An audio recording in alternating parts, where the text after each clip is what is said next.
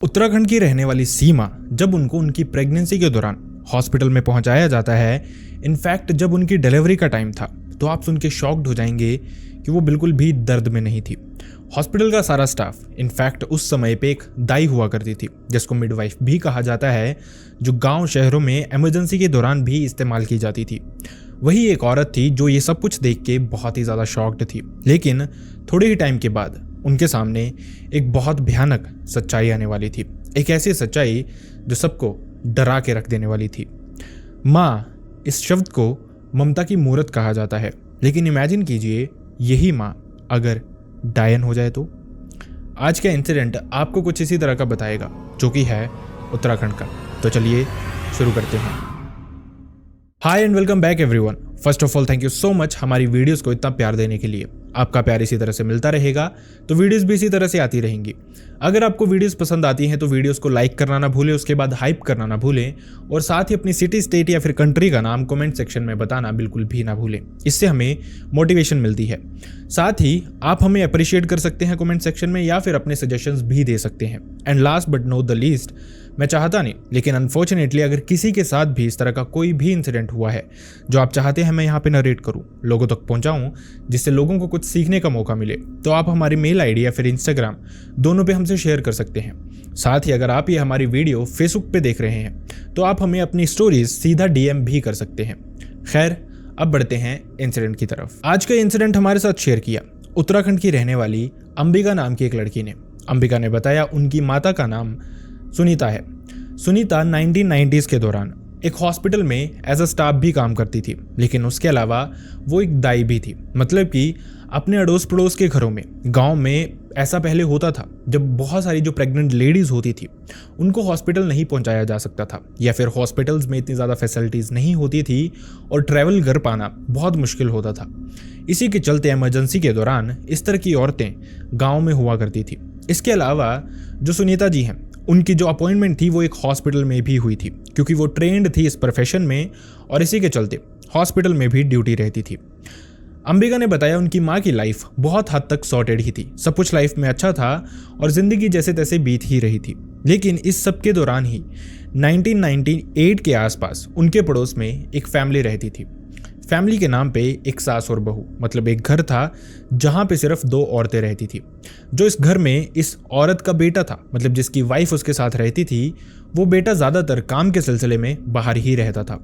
लेकिन जो ये औरत थी, मतलब जो सास थी जिसका नाम कांता था, उसके बहुत सारे चर्चे थे इनके गाँव में।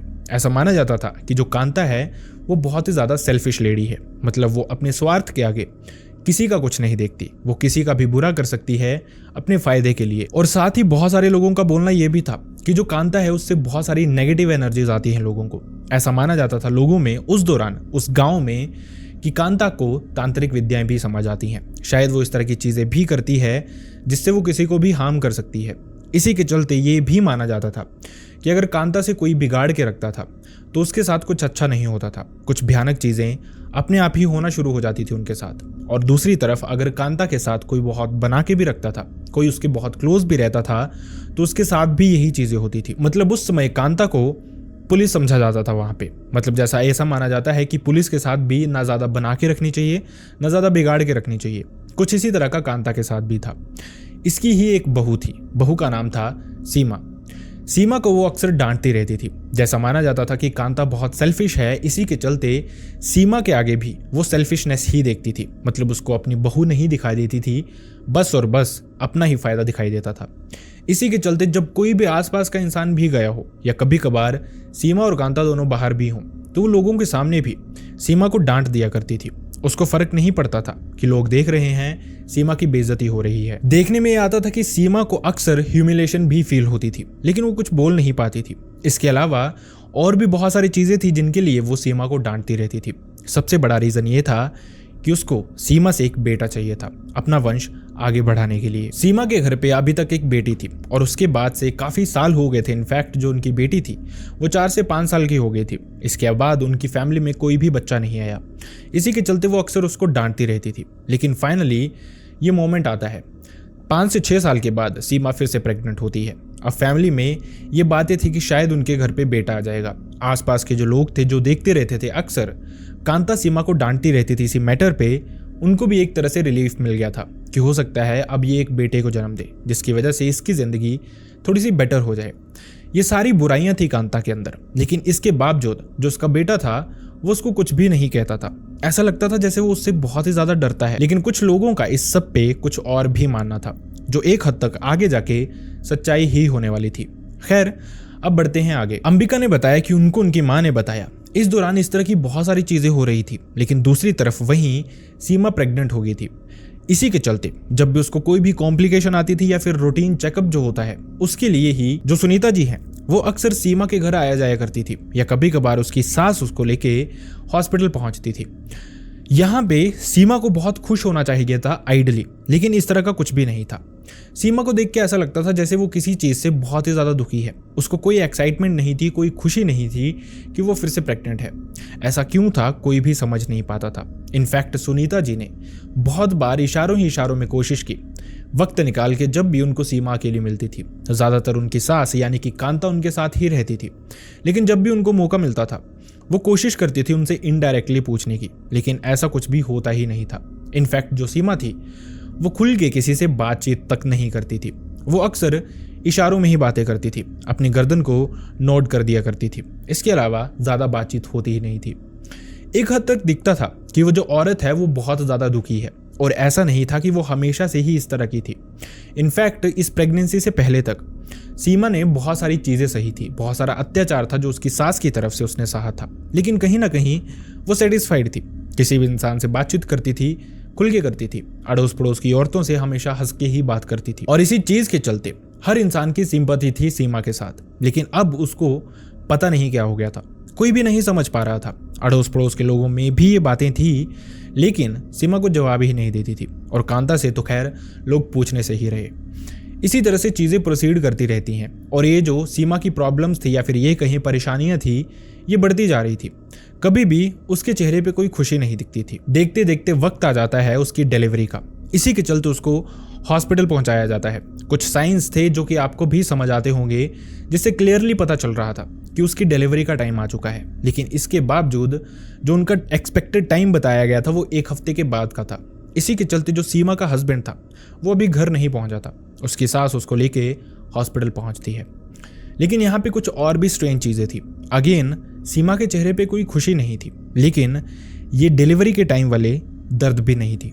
अब यही जो चीज़ें थी ये सबको शॉक्ड कर रही थी कि ऐसा कैसे पॉसिबल हो सकता है, कोई औरत इस टाइम पे हो और उसको दर्द ना हो। ये एक्सेप्शनल केस था, सिर्फ और सिर्फ सीमा के साथ हुआ था। हर इंसान शॉक्ड था, हर कोई परेशान था, लेकिन धीरे धीरे उनको उन सब चीज़ों के जवाब मिलने वाले थे, जो कुछ भी चीज़ें उनके दिमाग में थी। थोड़ा सा वक्त और बीतता है और देखते देखते कुछ ही घंटों में इनफैक्ट सीमा की डिलीवरी भी हो जाती है। लेकिन बहुत अनफॉर्चुनेट एक इवेंट होता है, जो सीमा थी उसकी जान चली जाती है। हॉस्पिटल का सारा स्टाफ इंक्लूडिंग सुनीता जी बहुत ही ज़्यादा परेशान थे। ये डिलीवरी नॉर्मल थी, कोई भी कॉम्प्लिकेशन नहीं आई थी और कोई चांस ही नहीं था कि सीमा जी की जान जाए। लेकिन वो अब इस दुनिया में नहीं रही थी। मतलब एक तरह से ऐसा भी लग रहा था शायद जो सीमा का चेहरा था जिस पे खुशी नहीं दिखाई देती थी, एक तरह की एक्सेप्टेंस थी कि शायद इस बच्चे के आने के बाद उसकी जान चली जाएगी। लेकिन वो क्यों चुप थी या फिर क्या हुआ था ऐसा, यही सब जानना चाहते थे। वहीं दूसरी तरफ जो सीमा की सास थी वो चुपचाप से अंदर आती है, अपने पौधे को अपनी बाहों में उठाती है और ऐसे प्रिटेंड करती है जैसे उसको कोई दुख ही नहीं है, जैसे कुछ हुआ ही नहीं है। उनके लिए सीमा की जान का जाना मैटर ही नहीं करता है। इसी तरह से वो अपने पोते को अपनी बाहों में सहलाती रहती हैं, थोड़ी देर उसको देखती रहती हैं और 1% भी दुख नहीं था उनके चेहरे पे। ये सारी चीज़ें होती हैं, प्रोसीडिंग वहाँ पे कुछ फॉर्मेलिटीज़ की जाती हैं, जिसके बाद इस लाश को भी घर ले जाया जाता है, इस बच्चे को भी घर ले जाया जाता है। समहाउ सीमा के पति तक ये बात पहुँचाई जाती है, वो भी पहुँचता है, उसका अंतिम संस्कार किया जाता है और चीज़ें बैक टू नॉर्मल आ जाती हैं। लेकिन यहाँ पे कुछ और भी अजीब होता है। जो सुनीता जी थी उनकी तबीयत अचानक से खराब हो जाती है। वो मेंटली भी बहुत डिस्टर्ब्ड थी, ये सब कुछ जानने के बाद, क्योंकि समहाउ वो जानती थी कि सीमा की हालत उसके घर पे कैसी थी। उसने बहुत दुख सहे थे अपनी ज़िंदगी में और उसके बाद वो इसी तरह से इस दुनिया को छोड़ के जा चुकी थी। मेंटली परेशान थी, साथ ही उनको फिजिकली भी कुछ प्रॉब्लम्स आनी शुरू हो जाती हैं। उनकी तबीयत बिगड़ जाती है, शरीर में बहुत सारी दर्दें होनी शुरू हो जाती है। इनफैक्ट सुनीता जी ने ही सीमा की डिलीवरी भी करवाई थी और ये दुख वो कहीं ना कहीं उसके चेहरे पे देख भी पा रहे थे मरने से पहले। शायद यही सब कुछ था जिसने उनको अंदर से तोड़ के रख दिया था। इसी के चलते वो अपने घर चली जाती हैं, कुछ टाइम की छुट्टी ले लेती हैं क्योंकि वो चाहती थी थोड़ा रिलैक्स होना, थोड़ा बेटर फील करना। लेकिन घर पहुंचने के बाद उनके साथ चीजें अजीब होनी शुरू होती हैं। सुनीता जी ने फेस करना शुरू किया कि अक्सर उनको अपने घर के सराउंडिंग से रात को एक औरत के चीखने की, रोने की आवाजें आती हैं।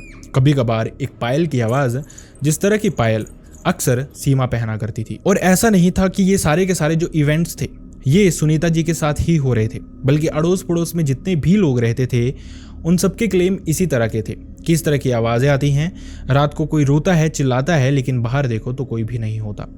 वहीं बहुत सारे और भी गांव वाले थे जिन्होंने कुछ और भी क्लेम करना शुरू किए। अक्सर बहुत सारे मर्द होते थे जो कि रात को अपने खेतों की तरफ जाते थे, कभी कभार कुछ अपने काम की तरफ से वापस लौटते थे, तो कभी कभार लोग ज़्यादातर पैदल ही आया जाया करते थे, जिस वजह से अंधेरा होना बहुत नॉर्मल सी बात थी। और इसी अंधेरे में कुछ लोगों ने ये क्लेम किया कि जो सीमा है उसी की तरह की एक परछाई लोगों को अक्सर उसी के घर के बाहर बैठी हुई रोती हुई दिखाई देती है। ये चीज़ भी एक या दो लोगों ने रिपोर्ट नहीं की थी, बल्कि बहुत सारे लोगों ने रिपोर्ट की थी। इसी के चलते कभी कभार लोग जिनको खुद पे कॉन्फिडेंस था, जो जानते थे कि वो कांता से बातचीत कर सकते हैं, वो कांता से भी अक्सर पूछते थे कि क्या आपको कोई आवाज़ आती है।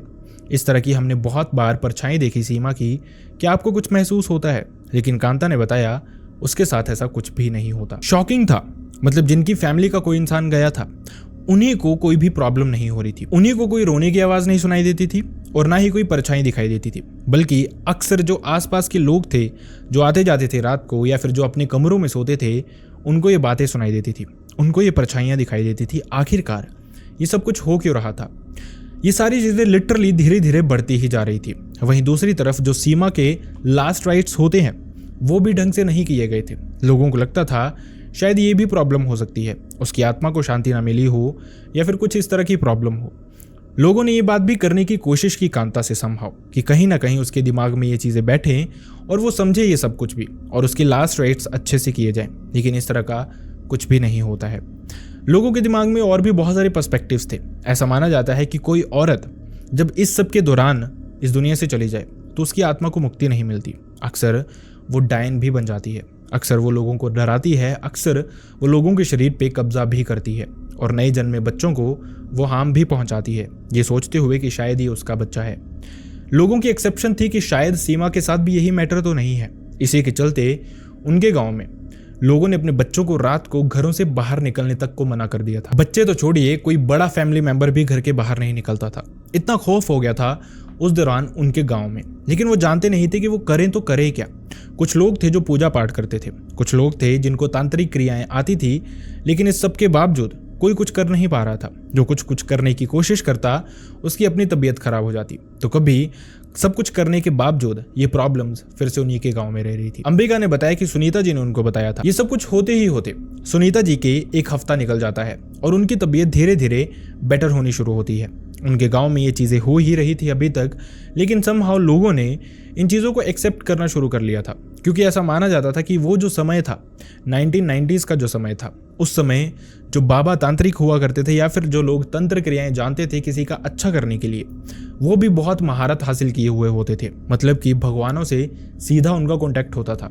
ऐसा माना जाता था कि भगवान लोगों में वास भी करते थे उस समय। और वहीं दूसरी तरफ जो तांत्रिक क्रियाएं, ब्लैक मैजिक किसी का बुरा करने के लिए करते थे, उन्होंने भी बहुत महारत हासिल की होती थी और उनका भी जो असर होता था इन चीज़ों का वो बहुत ही ज़्यादा भयानक होता था। खैर, अब एक हफ्ते के बाद जो सुनीता जी थी वो वापस से हॉस्पिटल ज्वाइन करती हैं और वहाँ पे जब जाती हैं तो वो कुछ चीज़ें नोटिस करती हैं। मतलब कि हॉस्पिटल में भी इस पूरे के पूरे एक हफ्ता बहुत अजीबोगरीब से इवेंट हुए थे। शुरुआत सबकी एक स्टाफ मेंबर से हुई थी। ऐसा माना जाता था कि जो स्टाफ मेंबर था, मतलब जिस दिन से सुनीता जी छुट्टी पे थी उसी दिन से, उससे अगले ही दिन से इनफैक्ट एक स्टाफ मेंबर था जिसकी रात की ड्यूटी थी। रात को वो इसी डिलीवरी रूम जो था उसके आसपास से ही गुजरता था। वो देखता रहता था कोई पेशेंट आया है, किसी को किसी चीज की जरूरत है, तो वो प्रोवाइड करता था बेसिकली। इसी तरह से जब वो रात को निकल रहा था तो इसी डिलीवरी रूम के आसपास से उसको एक औरत की चीखने की और रोने की आवाजें आ रही थी धीरे धीरे से। जैसे उसकी नज़र पड़ती है डिलीवरी रूम की तरफ तो वो देखता है कि रूम की लाइट्स ऑफ थी। अब उसको लगता है शायद कोई पेशेंट यहाँ पे आया है, लेकिन उसके आसपास कोई है नहीं, शायद डॉक्टर अभी आया नहीं है, इसी के चलते लाइट्स जो हैं वो ऑफ हैं और अंधेरा हो गया है तो उसको लाइट्स ऑन कर देनी चाहिए। वो उसको थोड़ी सी पॉजिटिविटी भी देगा ये कहते हुए कि डॉक्टर थोड़ी ही देर में आ रहा है। इसी के चलते जैसे ही वो अंदर पहुंचता है, लाइट्स ऑन करता है, जो मंजर था वो उसको पागल कर देता है।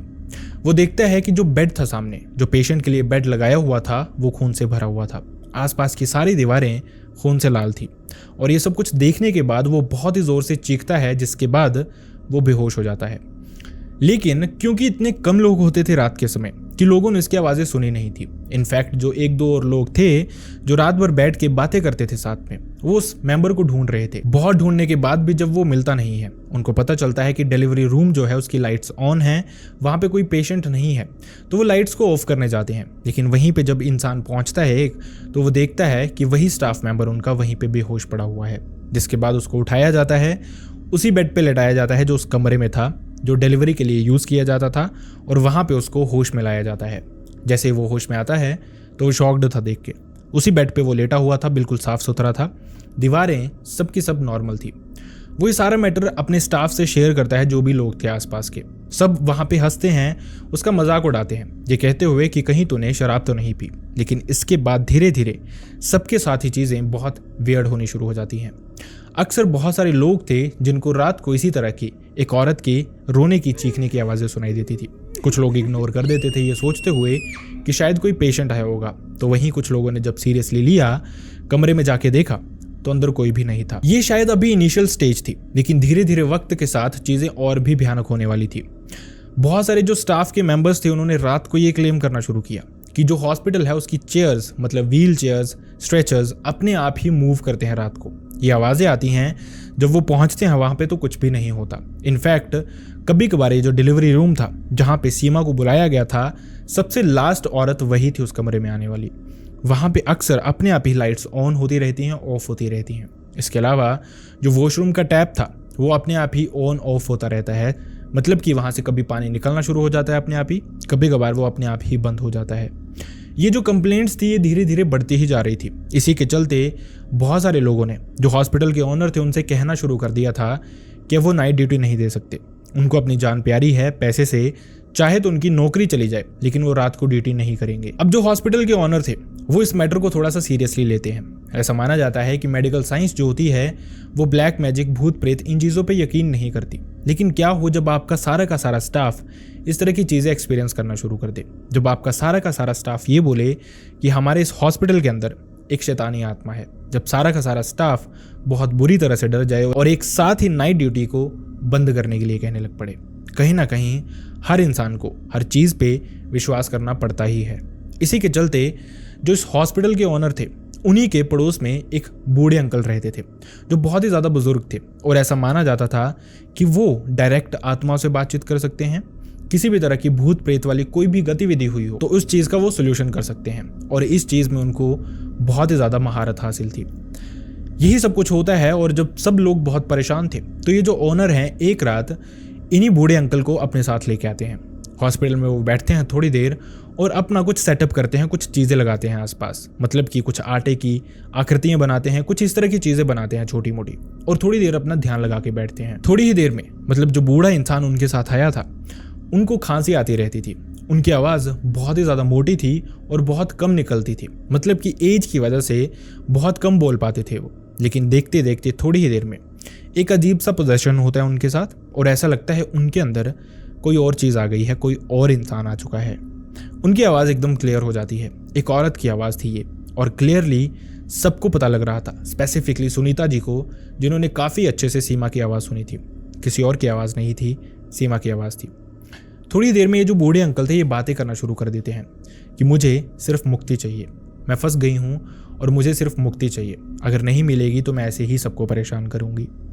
इसी के बाद जो हॉस्पिटल का स्टाफ था वो पूछना शुरू करता है, मतलब कुछ लोग जो बुजुर्ग जो हिम्मत कर पाते हैं आगे जाने की, वो पूछते हैं कि आखिरकार मैटर है क्या, तुम हो कौन, तो वो सब कुछ बताती है, किस तरह से मैं थोड़े टाइम पहले यहाँ पे आई थी, इस तरह से मेरी मौत हुई थी, और मौत का रीजन भी बताती है। जब रीजन बताती है तो सबके ही होश उड़ गए थे। किस तरह से कैसे हो सकता है कि ब्लैक मैजिक किसी पे इतना भयानक कैसे असर कर सकता है। ये बताती है कि मेरा नाम सीमा है और मेरी सास ने कुछ मेरे पे बहुत भयानक किया था, लेकिन उससे पहले उसने अपने बेटे पे कुछ भयानक चीजें की थी। उसने अपने बेटे पे ही वशीकरण किया था, मतलब कि जिस वजह से वो किसी भी तरह से उसके चंगुल से निकल ही ना पाए। वो अगर उसको बैठने को कहे तो वो बैठे, वो अगर उसको उठने को कहे तो वो उठे, जो बातें वो कहे वही वो उनका बेटा करे। मतलब जो आसपास के लोगों को ये लगता था कि उनका बेटा उनसे डरता है, इसी के चलते कोई बातचीत नहीं करता, उनके अगेंस्ट नहीं बोलता है, वो वशीकरण के प्रभाव के अंदर था। इसी के चलते वो कुछ बोल नहीं पाता था। और वहीं दूसरी तरफ उसने अपने बारे में बताया। उसने बताया कि वो औरत जो उसकी सास थी वो बेसिकली एक डायन थी, शैतान की पूजा करती थी, और इसी के चलते एक पोते के लिए उसने अपनी बहू को सैक्रिफाइस किया था इसी शैतान के आगे। ये कहा था कि अगर वो उनको बेटा देता है तो वो अपनी बहू की आत्मा को हमेशा के लिए उसके नाम कर देगी। और इसी के चलते उसने कुछ रिचुअल्स भी करवाए थे जो सीमा भली भांति जानती थी। इसी के चलते वो हमेशा परेशान रहती थी, लेकिन वो इतने डर में थी क्योंकि ना उसका पति उसका साथ देता था और उसकी सास बहुत ही भयानक थी। मतलब अंदर उसने कुछ ऐसी चीजें भी देखी थी जिसकी वजह से डर उसके दिमाग पे बहुत ही ज्यादा हावी हो गया था। इसी के चलते वो शांत रहती थी और शायद हंसी खुशी भी उसके चेहरे पे इसीलिए नहीं थी क्योंकि वो जानती थी कि अपने बेटे को वो देख नहीं पाएगी। जब वो इस दुनिया में आएगा तो उसकी आत्मा को कोई और ही ले जाएगा। और यही मैटर सच में हुआ भी था। सीमा जैसे ही अपने बेटे को जन्म देती है इस दुनिया से चली जाती है। ये था वो मैटर जो किसी को समझ नहीं आया था। अब ये जो बूढ़ा इंसान था, मैंने आपको बताया कि बहुत पावरफुल होते थे उस समय के लोग, बहुत सारी चीजें थी जो वो कर सकते थे जो आजकल के लोग नहीं कर सकते। सुनीता जी ने बताया कि एक ही इंसान ने अपने ही शरीर के अंदर सुनीता की आत्मा को भी रखा और जिस देवता की पूजा करते थे वो उनको भी अपने शरीर के अंदर ही बुलाया। दोनों को अपने शरीर के अंदर हैंडल करते हुए ही सीमा की आत्मा को उन्होंने शांति दिलाई, जिसके बाद से ये सारा का सारा मैटर सॉर्टेड हो गया था। बहुत सारे लोग थे, इनफैक्ट सुनीता जी ने ये बताया कि जो उसकी सास थी उनके साथ बातचीत करना ही उन्होंने बंद कर दिया था। बहुत सारे लोग इस मैटर के बाद उनसे दूर चले गए थे। लेकिन एक सवाल होगा, आई नो, जो आपके दिमाग में भी आ रहा होगा कहीं ना कहीं। आपको लग रहा होगा कि अगर जो सीमा है वो सबको परेशान कर रही थी तो अपनी सास को परेशान क्यों नहीं कर रही थी। यही सीमा ने खुद बताया भी था। उन्होंने बताया कि वो चाहती हैं अपनी सास को हार्म करना, वो चाहती हैं उसके साथ वही चीज़ें हों जो सीमा के साथ हुई, लेकिन ये जो क्रियाएं करती है वो उससे उसने अपने आप को सेफ रखा है। कुछ चीज़ें हैं जिनको वो हमेशा अपने साथ ही रखती है। इसी के चलते जो सीमा की आत्मा थी वो उसका कुछ बिगाड़ ही नहीं पा रही थी। खैर, इसके बाद सीमा की आत्मा को शांति मिल गई थी, चीज़ें नॉर्मल हो गई थी, गांव में कुछ नहीं हो रहा था, हॉस्पिटल में कुछ नहीं हो रहा था। सुनीता जी ने यह भी बताया कि कुछ ही सालों में वो हॉस्पिटल बंद भी हो गया था, लेकिन ये हॉस्पिटल बंद होने से पहले बहुत सारे स्टाफ मेंबर्स जो थे उनको एक ऐसा एक्सपीरियंस दे गया था जो वो अपनी पूरी ज़िंदगी याद रखेंगे और चाह के भी भुला नहीं पाएंगे। इस तरह के मैटर्स यहाँ शेयर करने से हमारा मतलब किसी की भावनाओं को ठेस पहुंचाना नहीं होता। हम चाहते हैं जो भी मैटर्स होते हैं, चाहे कोई इंसान कितना ही क्लोज क्यों ना हो आपसे, अपने स्वार्थ के लिए वो इस तरह की चीज़ें कर सकता है। और जब वो इस तरह की चीज़ें करता है तो उसके हाव भाव क्या होते हैं, वही चीज़ें हम आपको अपने इंसिडेंट्स में बताते हैं, सो दैट आप अवेयर हो जाएं अगर आपके सराउंडिंग कोई भी इस तरह का इंसान है। सो आई रियली होप आपने इस वीडियो से कुछ सीखा हो, एंड आई रियली होप आपको हमारी वीडियोज़ पसंद भी आती हैं। वीडियोस अगर पसंद आती हैं तो वीडियोस को लाइक करना ना भूलें, चैनल को सब्सक्राइब करना ना भूलें और हाइप करना ना भूलें। चैनल पे सब्सक्राइब करने के बाद बेल आइकन प्रेस जरूर कर दें, क्योंकि हमारी 90% ऑडियंस ने अभी भी हमारा बेल आइकन प्रेस किया ही नहीं हुआ है। अगर बेल आइकन प्रेस नहीं करोगे तो आपको नोटिफिकेशंस नहीं आएंगे, ना आपका फायदा है ना हमारा फायदा है। एंड कमेंट सेक्शन में आप अपनी सिटी, स्टेट या फिर कंट्री का नाम बता सकते हैं, सजेशंस दे सकते हैं, जो कुछ आप चाहें वो लिख सकते हैं। लेकिन अगर आप कुछ ना कुछ लिखेंगे तो हमें खुशी होगी। यूट्यूब भी हमारी वीडियोज़ को रिकमेंडेशन पे डालेगा। एंड साथ ही last but not the least, मैं चाहता नहीं लेकिन अनफॉर्चुनेटली अगर किसी के साथ भी इस तरह का कोई भी इंसिडेंट हुआ है जो आप चाहते हैं मैं यहाँ पे नरेट करूँ, लोगों तक पहुँचाऊँ, जिससे लोगों को कुछ सीखने का मौका मिले, तो आप हमारी मेल आईडी या फिर इंस्टाग्राम पे शेयर कर सकते हैं। दोनों का लिंक आपको हमारे डिस्क्रिप्शन बॉक्स में मिल जाएगा। So see you next time in the next video. Bye bye.